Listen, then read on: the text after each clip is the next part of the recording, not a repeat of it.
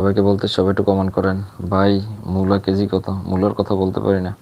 আমাদের এখানে আরো বেশি দাম। শশা 7 রিয়াল। ও আচ্ছা আচ্ছা, 7 রিয়াল শশার দাম। তো বাংলাদেশে অনেক টাকা। যাক, এগুলি তো বাংলাদেশ দিয়ে যায়, তোমাদের ওখানে দাম থাকতেই পারে, কিন্তু বাংলাদেশের মতো জায়গায় 120 টাকা যদি শশার কেজি হয়, দিতে হলে মানে করার কি আছে বলো? হুম? মানে এই রমজান মাসে প্রথম 10 দিন হয়েছে মনে করো যে এই যে মানে বাজার তরকারি এদের এদের দখলে। হ্যাঁ?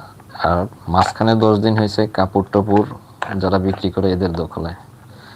শেষের 10 দিন হয়েছে যানবাহনের মানে যারা চালায়, গাড়ি গুড়ি যারা চালায় তাদের দখলে।